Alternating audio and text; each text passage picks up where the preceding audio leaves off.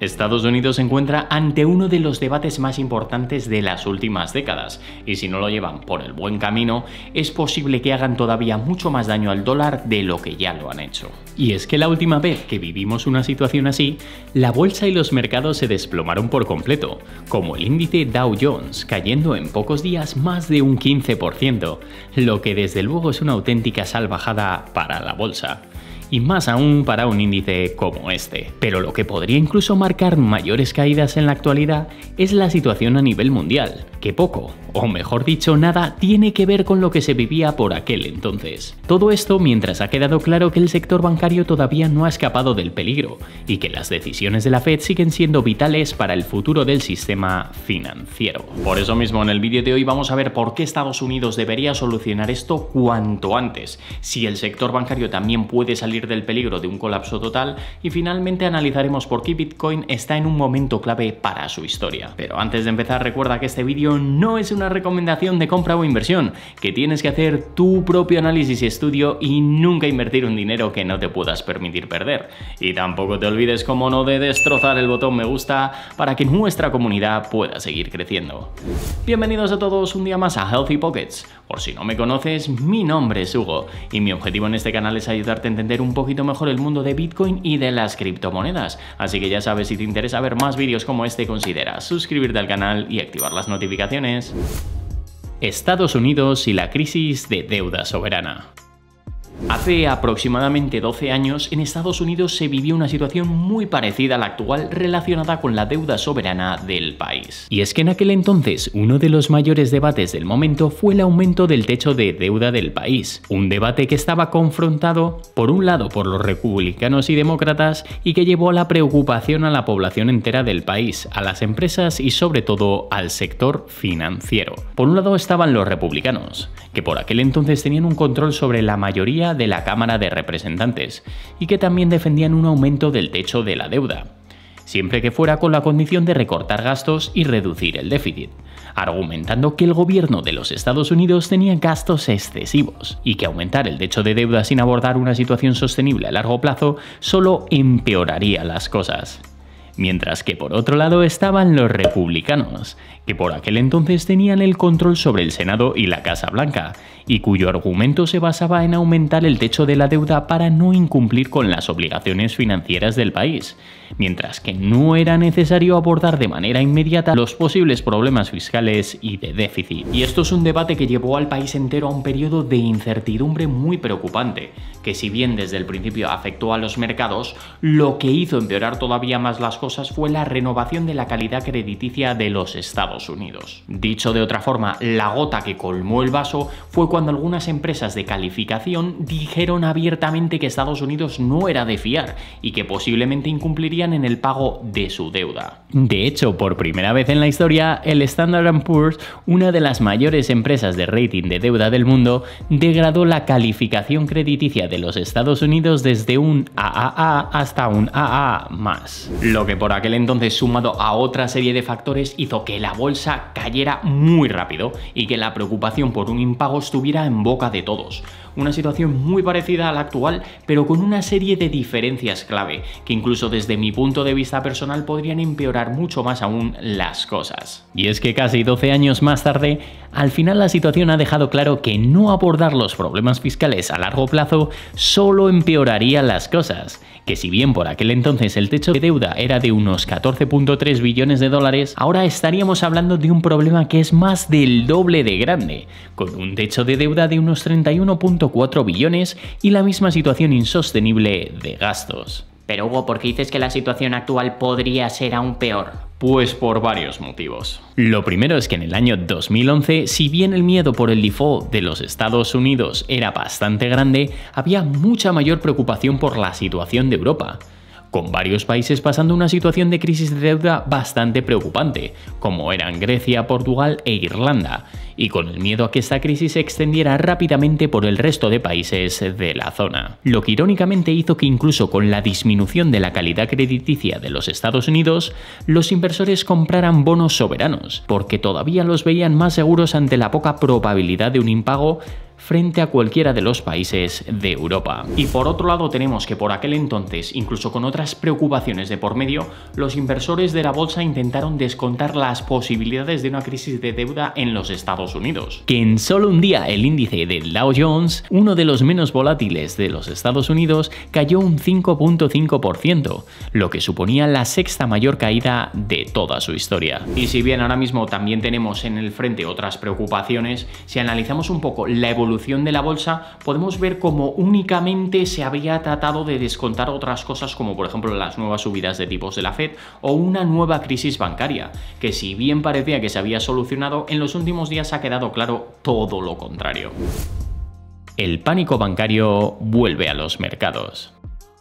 Bueno, habiendo pasado más de un mes desde que la crisis bancaria de los Estados Unidos comenzara a preocupar al mundo entero, ahora todos han puesto el ojo en el First Republic Bank, que si bien ya a finales de marzo empezó a tambalearse, ya podría ser definitivamente el próximo gran banco en caer. Y es que tan solo en los últimos 5 días, desde el momento de la grabación de este vídeo, sus acciones han caído ya más de un 75%, que sumado a la caída en las horas después del cierre del mercado, en total suma ya un desplome del 84%. Lo que si observamos el precio desde inicios del 2023 suma una caída de nada más y nada menos que el 98%. Todo esto mientras en los últimos días ha salido la noticia de que el pasado mes de marzo el banco tuvo unas salidas netas de depósitos de más de 100.000 millones de dólares, lo que estaba muy por encima de la cifra esperada, y que ha aumentado drásticamente la incertidumbre sobre la solvencia y la liquidez a corto plazo del banco. Lo que se suma a que la FDIC ha estado buscando varias soluciones en el sector privado con otros bancos. Todo ello con tal de evitar que vaya a la quiebra, como por ejemplo una compra parcial o incluso completa del banco. Algo que finalmente, según varias fuentes, ha terminado en que la FDIC admita que la situación del First Republic Bank corre tanto peligro, que no será posible un acuerdo directo con el sector privado,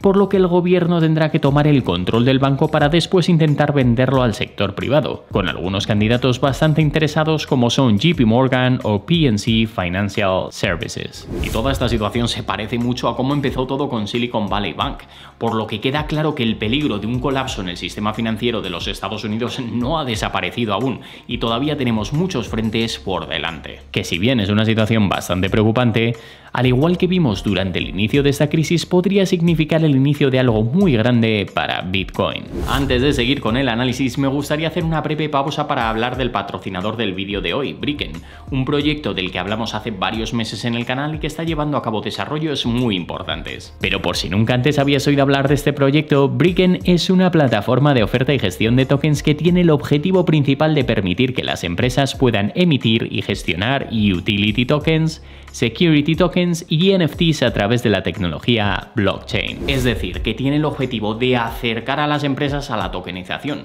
una solución tecnológica con bastante potencial de crecimiento en el futuro, según ya han indicado algunas empresas de gran renombre internacional, como KPMG o Boston Consulting Group, con los que van a poder disfrutar de varias ventajas como las siguientes: la optimización de costes, minimizando gastos y repartiendo la riqueza empresarial, el aumento de la liquidez, al ofrecer a las empresas una puerta hacia el mundo en el que se le abren nuevas oportunidades de inversión, y también la mejora de la transparencia de sus inversores, una pieza clave hoy en día con la que poder tener a los inversores más alineados con su marca y misión futuras, para que de esta forma las empresas puedan crear, lanzar y gestionar fácilmente sus activos digitales apostando por las nuevas tecnologías y beneficiándose al mismo tiempo de algunas de sus ventajas. Y para hacer todo esto posible, Bricken ha desarrollado el token BKN, una pieza fundamental que va a ser el motor del ecosistema de Bricken. Y es que BKN va a ser el principal medio de pago en el protocolo, permitiendo a los inversores acceder a nuevas emisiones de tokens,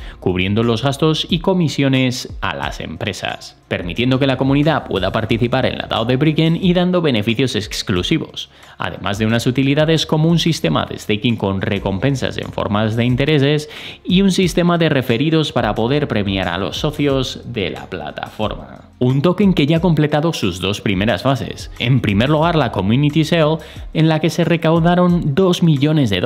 y en segundo lugar, la primera ronda pública de la que lograron el sold out. Además, actualmente se encuentra en su segunda ronda pública, que tendrá lugar entre los meses de abril y mayo, y en la que hay un 4% de los tokens, es decir, 6 millones de los mismos a un precio de $0.16, casi un 20% más económico que el precio de listing. No obstante, como siempre os recuerdo que antes de nada, si el proyecto te ha resultado interesante, es importante que tú mismo saques la lupa y analices a fondo los puntos más importantes y lleves a cabo tu propio estudio, por lo que como siempre te dejaré en la descripción su página web por si quieres analizarlo más a fondo. Por último, me gustaría destacar algunas noticias muy importantes, como su partnership con Chainlink, que les ha permitido acceder a su Build Program, un programa con el que poder potenciar los proyectos en fases tempranas, y que en este caso podría ser muy importante para ayudar a posicionar Bricken. Una gran ayuda que va a complementar otra de las últimas noticias, el acceso al Accelerator Program de Cointelegraph.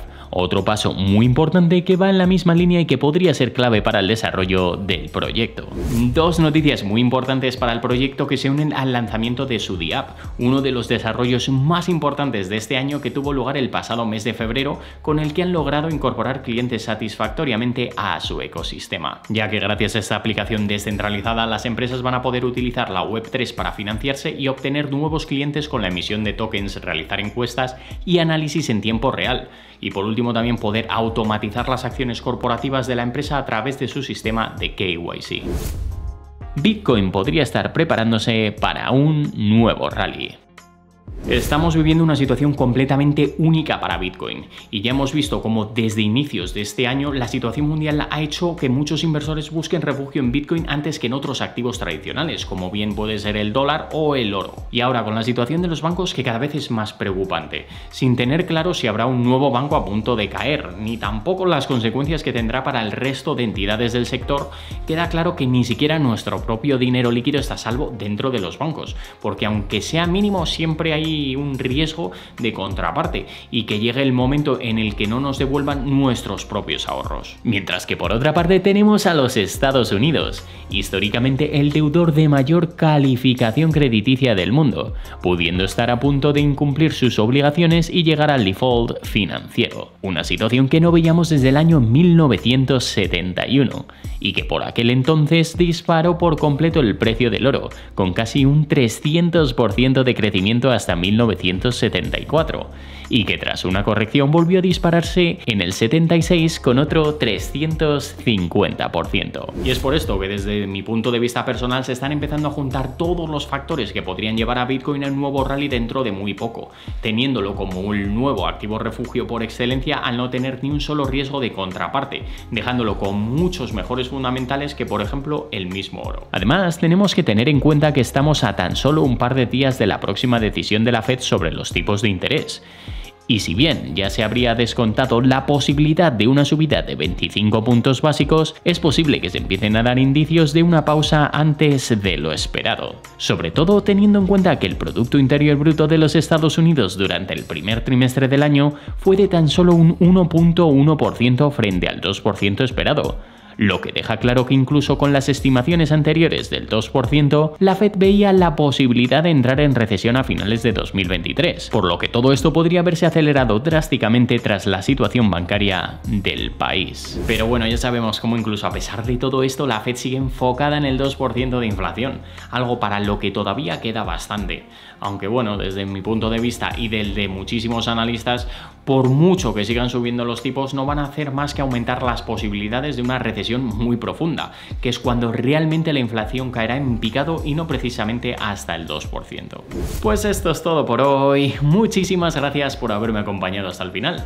Espero que te haya gustado este vídeo sobre el posible nuevo default de los Estados Unidos y cómo afectaría a Bitcoin y otras criptomonedas. Y ya sabes que si tienes cualquier tipo de pregunta, duda, sugerencia o simplemente quieres compartir nuevas ideas para próximos vídeos, puedes escribirme como siempre en los comentarios. Recuerda también, como no, destrozar el botón me gusta, suscribirte y activar las notificaciones si es que aún no lo has hecho. También me puedes seguir en mis cuentas de Instagram, Twitter y TikTok, donde publico prácticamente todos los días. Que tengas un día increíble y nos vemos en el próximo vídeo. Save to invest and have healthy pockets.